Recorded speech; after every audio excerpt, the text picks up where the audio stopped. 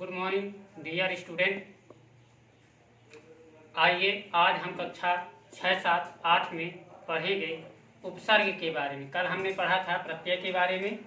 आइए आज जानते हैं उपसर्ग क्या है, उपसर्ग की परिभाषा, उसके उदाहरण और ये कितने होते हैं। तो सबसे पहला है कि उपसर्ग क्या है।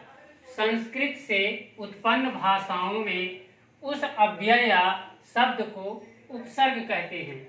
उपसर्ग की उत्पत्ति संस्कृत से हुई है, संस्कृत भाषा से, जो एक शब्द के या एक वाक्य के आगे लगकर उसका पूरा अर्थ बदल देते हैं, उसे हम उपसर्ग कहते हैं।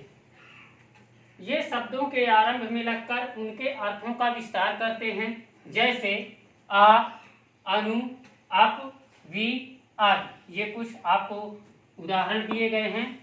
जैसे आ से ये किसी भी शब्द के आगे लगाएंगे, जैसे मान लीजिए कि है। आइए कुछ उदाहरण समझते हैं। तो यहाँ पर जैसा हमने लिखा है कि उपसर्ग, ये है शब्द और ये विस्तार। शब्द के आगे जो नया नवीन शब्द लगेगा उसे हम उपसर्ग कहते हैं, और इसको इकट्ठा कर देंगे तो इसका विस्तार हो जाएगा।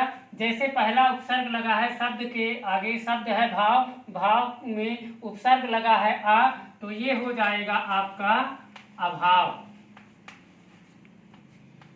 इसके बाद है शब्द शासन, उपसर्ग लगा है इसके आगे अनु, इनको दोनों को जोड़ेंगे तो ये हो जाएगा अनुशासन।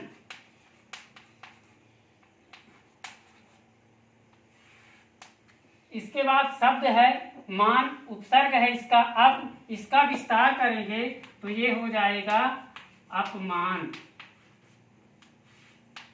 इसके बाद है शब्द आपका रोध और उपसर्ग है वि, यानी इनका विस्तार करेंगे तो हो जाएगा विरोध। आइए हिंदी में जानते हैं। हिंदी में कुल 12 उपसर्ग होते हैं और यही संस्कृत में कुल 22 उपसर्ग होते हैं। तो आइए हम जानते हैं कि वो 12 उपसर्ग कौन से हैं और उनका क्या अर्थ होता है। हिंदी में 12 उपसर्ग। पहला है आ, इसका अर्थ होता है अभाव, यानी कि कमी। किस चीज, जैसे इसका अभाव का उपसर्ग शब्द के आगे लगाएंगे, छूता के आगे, तो बन जाएगा छूता, यानी यहाँ पर हमें अपने आप में कमी महसूस हो रही है, हम अछूता मान रहे हैं।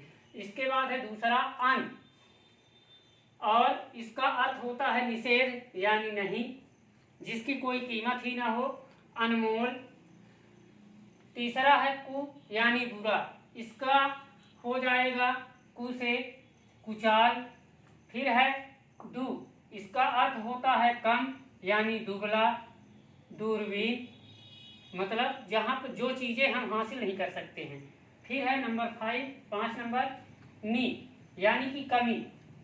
हमारे पास जो चीजें नहीं होती हैं, जिनका अभाव होता है, तो यहाँ पर नी का अर्थ होता है कमी। जैसे निहत्था, मेरे पास कुछ नहीं है, मैं निहत्था हूँ। इसके बाद है नंबर 6 अव, यानी हीन, अवगुण।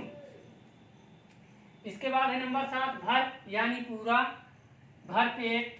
जैसे भर का अर्थ है कोई भी चीज, हम कोई भी कार्य करते हैं भरपूर करते हैं, मस्ती के साथ करते हैं। नंबर 8 सु, इसका ये संस्कृत शब्द से रिलेटेड है। सु का अर्थ होता है अच्छा, यानी सुंदर। नंबर 9 अध, यानी आधा, अधमरा, अधविश्वास। फिर नंबर 10 उन, एक कम, उनका अर्थ होता है एक कम, मतलब एक कम 29, 39, 49, 59, 69, 79, इस तरह से। फिर है 11 नंबर पर, यानी कि दूसरा, पर मीन्स दूसरा या पराया, यानी परलोक, परगमन, मतलब जैसे मान लीजिए परलोक हो गया, जो इंसान यहाँ से ऊपर चला गया स्वर्ग में तो परलोक हो गया। पराया, यानी दूसरे के घर चला गया। फिर है नंबर 12 बिन, यानी बिना, यानी बिन ब्याहा, बिन सोचा, जो हम सोच नहीं सकते। रुको, आज के लिए आपका गृह कार्य है उपसर्ग की परिभाषा लिखिए, जैसा हमने अभी बताया है। फिर है दिए गए उपसर्गों की सहायता से दो नए शब्द बनाइए। ये उपसर्ग दिए गए हैं और इनसे आपको दो दो नए शब्द बनाना है, जैसा मैंने एक उदाहरण में एक एक बता भी दिया गया है। तो ये आपके रियाज का गृह कार्य है।